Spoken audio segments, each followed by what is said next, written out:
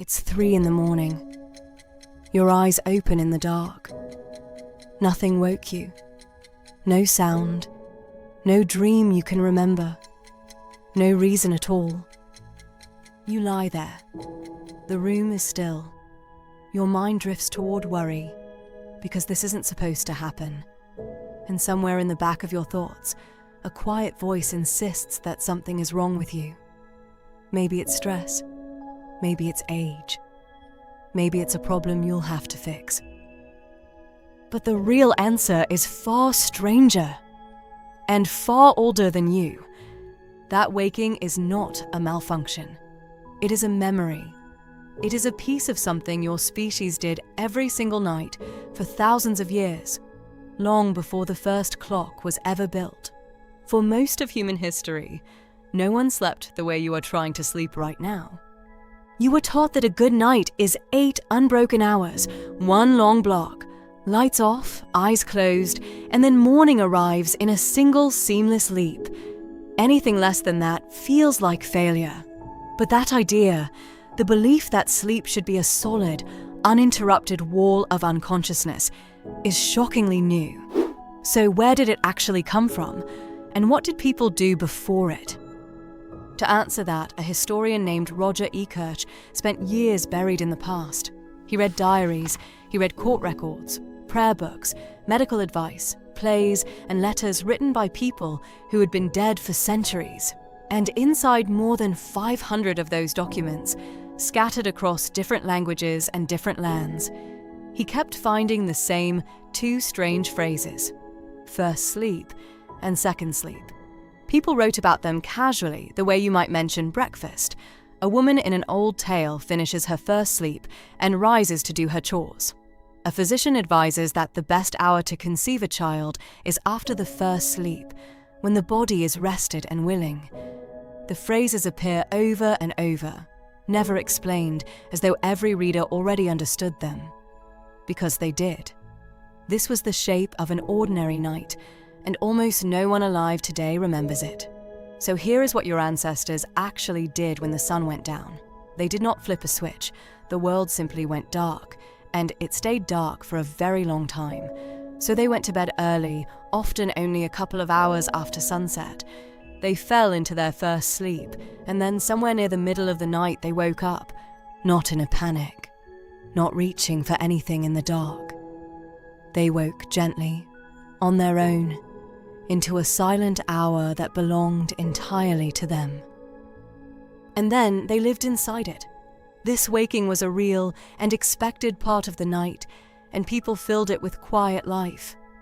Some stayed in bed and spoke softly with whoever lay beside them. Some prayed. Some rose to feed the fire, or check the animals, or step outside and stand beneath a sky with more stars than you have ever seen. Some used the hour to think about the dream they had just surfaced from, turning it over slowly while it was still warm. There were prayer manuals printed with special prayers meant only for this gap, this gentle waking between the 2 sleeps.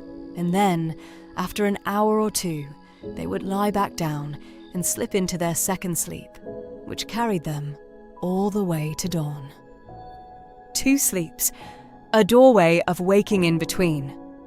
For century after century, in homes across the world, this was simply what night was. So why did it disappear? And why does your body still seem to reach for it in the dark? For a long time, this was only a historian's idea, written in old ink and easy to doubt. Then a sleep scientist decided to test it on living people. His name was Thomas Vare, and he worked at the National Institute of Mental Health. He wanted to know what would happen if he took modern human beings and quietly gave them back the nights their ancestors used to have. So he did something simple and strange. He took a group of volunteers and placed them in darkness for 14 hours every night. No lamps, no screens, no artificial light of any kind, exactly as it would have been in the depths of winter before electricity existed. Then he watched, week after week, to see how they would sleep. At first, they slept the way you do. One long block, paying off the deep exhaustion that modern life had loaded onto them. But once that debt was settled, something remarkable began to happen. Their sleep started to break cleanly in two. They would fall asleep, rest for a stretch, then wake in the middle of the night for 1 to 3 calm hours before sinking into a second-long sleep until morning. No one instructed them to do this. Their bodies simply did it on their own, the moment the nights became long enough to allow it. The ancient pattern returned like a tide rolling back onto a shore it had never truly abandoned. And inside that waking hour, Ver found something even more striking. When he measured the volunteers during the gap, their bodies were quietly flooded with a hormone called prolactin. Prolactin is a chemical your body releases that produces a deep, soft, almost meditative calm. It is the same kind of stillness you might feel in the hazy minutes just after waking, when your mind is slow and unworried, and the world has not yet rushed back in. The volunteers did not describe that hour as restless or frightening. They described it as one of the most peaceful states they had ever known. They were wide awake, and they were completely at rest. Sit with what that means for a moment. The very thing you dread at 3 a.m, that wide-eyed, helpless waking in the dark, was, for the people who came before you, one of the most tranquil experiences of their entire day. So what changed? How did an hour of peace curdle into an hour of fear? The answer is light, and it is really the story of how human beings conquered the night itself. A historian named Craig Kozlowski studied that conquest in detail. He traced how, over just a few centuries, people slowly colonized the darkness that had ruled every night before them. It began with street lamps glowing to life in the growing cities. Then came coffee houses and taverns that stayed open long past sunset, places where a person could live an entire second life by candlelight. The evening, which had always belonged to rest, became a time to be awake, to talk, to work, to buy, and to sell. The night stopped being empty, and once it was full, there was less and less room left for sleep. Then came the machine that finished the job. The Industrial Revolution placed workers on the clock instead of on the sun. Factories demanded that bodies arrive at one fixed hour and leave at another, and the slow, two-part rhythm of the old night simply could not survive inside that schedule. Artificial light pushed bedtimes later and later. The pool of dark hours shrank, and when only a few hours of darkness remain, your body has no space to spread sleep across 2 separate stretches. It crushes everything down into one dense, anxious block instead. But the most important change was not in the factories or the lamps. It was in people's minds. As the single block of sleep became the new normal, the old midnight waking lost its name and was handed a frightening new one. It was no longer first sleep ending and second sleep yet to come. Now it was a defect, a symptom, a thing called insomnia, to be worried over and cured. Doctors began to treat the natural pause as a sickness, and ordinary people learned, for the very first time, to be afraid of waking in the night. Have you ever stopped to ask who taught you that fear? Within a generation or two, the first sleep and the second sleep were gone. By the early 20th century, the very phrases had vanished from everyday speech, as though they had never been spoken at all. Children were born who would never imagine that night could have any other shape. You are one of those children. You inherited the fear, but no one ever handed you the memory of where it came from.